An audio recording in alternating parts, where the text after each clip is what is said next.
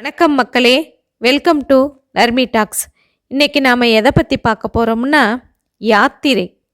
பொதுவாக யாத்திரைன்னு சொன்னால் உடனே நமக்கு ஞாபகத்துக்கு வருவது காசி யாத்திரை, ராமேஸ்வர யாத்திரை மற்றும் கோயில்களுக்கு செல்லும் தல யாத்திரை. இவையெல்லாம் நமக்கு ஞாபகம் வரும். பொதுவாக இந்த யாத்திரைக்கான நியமங்கள் நம்ம பெரியவங்க சொல்லியிருக்காங்க.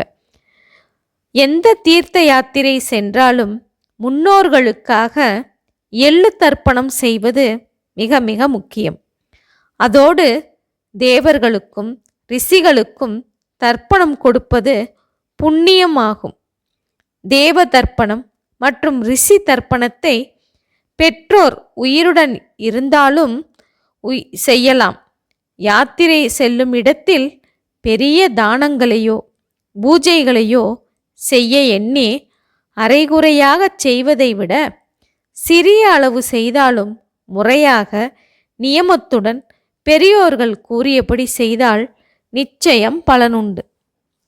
உதாரணமாக, தீர்த்த யாத்திரையில் கோதானம் செய்ய சிலர் எண்ணுவார்கள். அது முடியாத பட்சத்தில் வெற்றிலை பாக்கு வைத்து 1000 2000 அதில் வைத்து கோதானம் கொடுப்பதாக சங்கல்பம் செய்வார்கள். ஆனால் பசு கிடைக்கவில்லை எனில் ஒரு பசுவிற்கான முழு பணத்தையும் வைத்து கொடுப்பதுதான் கோதான பலனை முழுமையாக தரும். அது கூட பசு கிடைக்காத போதுதான் செய்ய வேண்டும். வசதி இல்லாவிட்டால் பசுவிற்கு ஒரு நாள் உணவை கொடுத்தால் கூட புண்ணியம்தான்.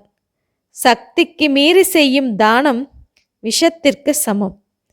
அப்படிப்பட்ட தானத்தை நாம் எப்பொழுதும் செய்யவே கூடாது. ஏனென்றால் அது நம் மன உறுத்தலுக்கும் மன உளைச்சலுக்கும் ஆளாக்கிவிடும். அதனால் நமது சக்திக்கு தகுந்த மாதிரி தானத்தை நாம் மேற்கொள்ள வேண்டும். பக்தியோடும் நம்பிக்கையோடும் செய்யும் பொழுதுதான் தீர்த்த யாத்திரைகள் நல்ல பலன் தரும். மாறாக கடமைக்காக செய்யும் தீர்த்த யாத்திரையால் நமக்கு எந்த பலனும் கிடைக்காது. எனவே யாத்திரை மேற்கொள்பவர்கள் அதனுடைய நியமங்களை அறிந்து கொண்டு மேற்கொண்டால் மிகவும் நல்லது.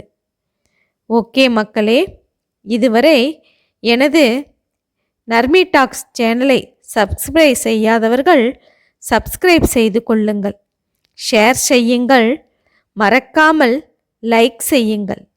ஓகே மக்களே, இது போன்ற இன்னொரு செய்தியுடன் மீண்டும் சந்திப்போம். நன்றி, வணக்கம்.